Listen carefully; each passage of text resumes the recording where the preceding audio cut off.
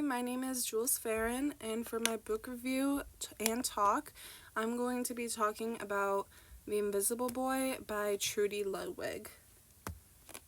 So a quick summary on this book. It's about a boy named Brian who is quiet and is often overlooked. He feels invisible in his classroom. He's ignored during group activities. He's left out during recess and is overshadowed by louder, more outgoing classmates. When a new student comes into the classroom, his name's Justin, Brian is the first to make him feel welcome.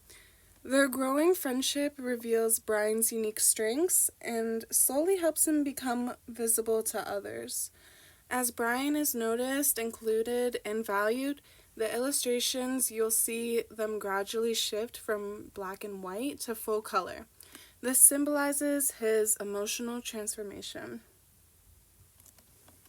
Some qualities that I believe make this book outstanding for classroom use. This book is exceptional for classroom instruction because it naturally supports social emotional learning, empathy, and conversations about belonging. The visual symbolism makes it accessible for young readers, including those who cannot yet decode complex text, but they're able to interpret images.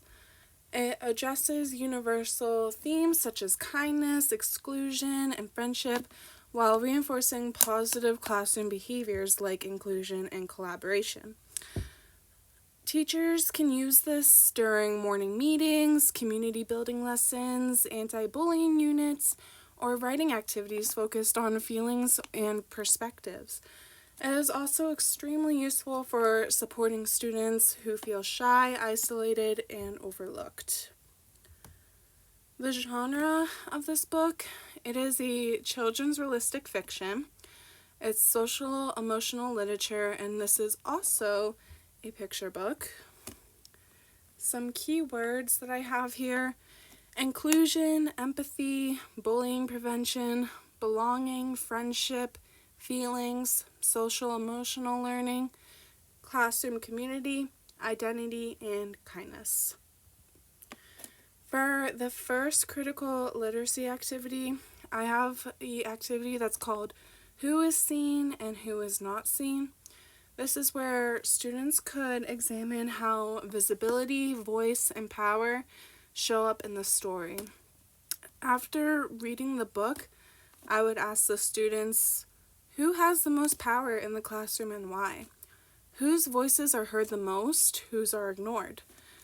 How do the illustrations show who feels important or unimportant? And then with this information given, with their answers, they can reflect by drawing or writing about a time they didn't feel seen and how someone could have helped. This builds perspective taking and encourages students to question class and power dynamics in a safe and reflective way. For another critical literacy activity, I chose an assignment where they could change the story. They could essentially rewrite the ending. This is where students are invited to imagine an alternate version of the story where Brian speaks up sooner or where classmates notice him earlier on. Some prompts that I could include to help them feel more inspired. What could the teacher have done differently to make Brian feel included? How could the classmates change their actions? How would Brian's feelings change? And then, of course, with these prompts, and they can be inspired with other ideas as well, the students will rewrite or illustrate their alternative ending to the book. And this activity helps them analyze how actions can shape power, belonging, and community. And then after, they could share if they wish to. It could also stay private if they wish as well.